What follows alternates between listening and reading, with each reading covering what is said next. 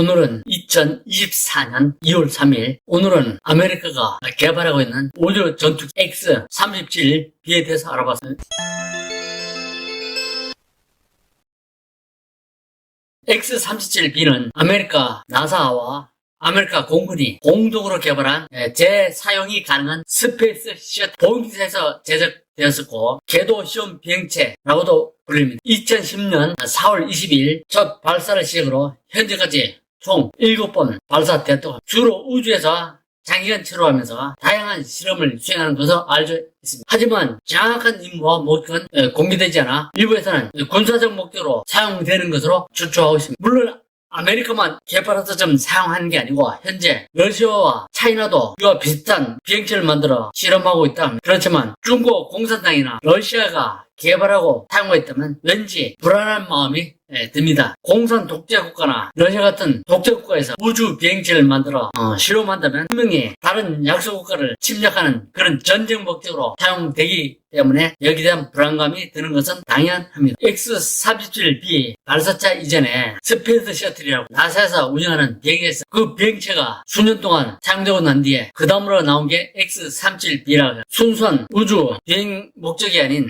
군사적 목적으로 만들어진 것입니다. X-37B라는 극초음속의 비행체 정체가 공개된 것은 비교적 최근의 일이라고 합니다. 이 비행체는 우주공간을 막 23의 무선 속도로 난다고 합니다. 이렇게 빠른 비행물체는 아직은 지상에 이것 말고는 없다는 것입니다. 그리고 X-37B는 1년 안팎으로 장기간 우주 채용이 가능하다고 합니다. 부여받은 임무와 자력으로 지상으로 돌아온다고 합니다. 한마디로 말하면 극초음속의 소형 스페이스 셔틀입니다. X-37B가 이 비행체의 실체가 드러난 것은 캐나다의 아마추어 전문 학도에 의해 밝혀졌다고 합니다. 그 비행체는 410km의 저궤도 밤하늘을 정기적으로 별처럼 반짝거리면서 유별나게 빠른 속도로 날았다고 합니다. 그래서 이 개 비행체의 정체는 과연 뭔가 여기에 대해서는 궁금증을 갖게 되었다고 합니다. 하여튼 이 아마추어 천문학대 추측에 의해서 이 궤 비행체가 아메리카 첩보 위성이 밀집한 북의 사입대 궤도를 도는 것으로 보아 혹시 이것이 아메리카의 첩보 위성이 아닌가 하는 진정말은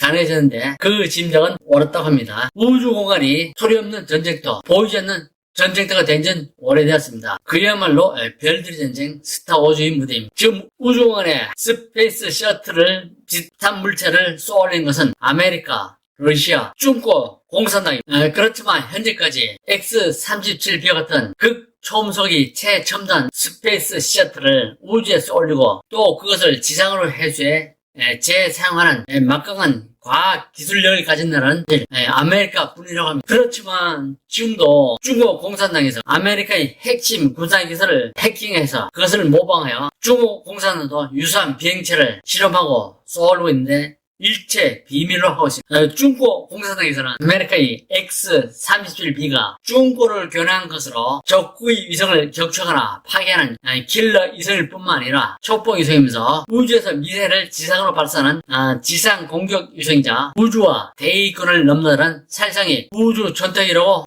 중국 공산당은 그렇게 생각하고 있답니다. 그리고 X-37B는 지구상 어디에라도 발사 후 1시간 이내에 치명적인 공격을 퍼부을 수 있다고 합니다. 우주에서 미사일을 발사하면 지상으로 내리꽂히는 그 미사일을 요격하는 것은 절대로 가능하지가 않다고 합니다. 그래서 공포감을 안겨주는 가공할 군사장비다, 그렇게 말할 수 있습니다. 현재 우려되는 것은 시진핑 중국 공산당이 아메리카의 과학기술을 해킹하여 스페이스 셔틀과 유사한 비행체를 만들어서 군사 목적으로 사용하지 않을까 하는 그런 우려도 있습니다. 중국 공산당은 제발 가만히 조용히 있어주는 게 세계의 평을 위해 할 수 있는 일이라고 그렇게 판단합니다. 다음은 X-37B 궤도 시험 차량입니다. 내부 브레드인데 높이, 길이, 윙스판, 발사 중량 이렇게 나와 있습니다. 요것은 스페이스 셔틀 궤도선이고 요것은 X-37B 무인기 크기입니다. 사이즈를 비교해도 확실히 그게 작아 보입니다. 내부 브레드를 볼 것 같으면 맨 앞쪽에 기동 출기가 있고 그다음 한정 장비, 그리고 각종 실험을 쓰는 실험실, 실험 베이가 있습니다. 중앙 부분에 하이드로겐 페록시드 탱크가 있고 그 다음에 기동 추력기, 주 엔진, 분사 노즐입니다. 이쪽 부분은 JP8 등유 기반 제트연료 탱크가 여기에 들어있습니다. 계속해서 X37B 내부 사진입니다. 앞에 본 화면과 비슷합니다. 보면은 길이가 8.9m, 폭이 4.5m, 그리고 높이는 2.9m라 합니다. 크기가 많이 작습니다. 앞에서 본 것 같이 추력기 기동이 있고 JP8 등유 기반 제트 연료 탱크, 그 다음에 실험 베이, 실험실, 이쪽 부분은 항공전자 환경 제어 부분이라 합니다. 그리고 보면 태양열 배열 확장 장치가 이쪽 부분에 설치되어 있고, 맨 하이드로겐 페록사이드 푸얼 탱크 있습니다. 계속해서 X37B 관련 그림입니다. X37B는 시험용 우주 왕복선이라고 합니다. 뭐 쉽게 얘기하면 우주에 발사하는 드론입니다. 드론. 지상에서 전자파를 이용해서 원격으로 조정하는 스페이스 셔틀 드론이라고 보면 됩니다. 앞에서 설명하고 갔습니다. 이 내용은. 개발은 보잉이 했고, 보잉하고 아메리카 국방부가 합작 연구 개발한 겁니다. 맨 처음 비행은 2006년도 4월 7일 아메리카 공군에서 운영한다고 합니다. 무인우주선, 무인우주선과 드론과 비슷한 운영체제입니다. 비행기간이 최대 270일인데 이거보다 더 클 수도 있습니다. 다음은 왼쪽에 X37B 시험용 우주왕복선이 보이고, 그 내용 또 앞에 설명과 비슷합니다. 지상에서 X37 비행체에 대한 여러가지 연료 주입이라든가 점검을 하고 있는 정비사 모습이 보입니다. 정비사들은 하나씩 우주복처럼 방호 장비를 차고 있는데, 이 사람들은 셔틀에 타는 사람이 아니고 셔틀 정비사들입니다. 셔틀에 각종 전자 스위치 점검하고 또 연료 주입하고 이런 업무를 합니다. 근데 셔틀로부터 정비사의 몸을 보호하기 위해서 방호복으로 착용하고 셔틀을 정비하고 있습니다.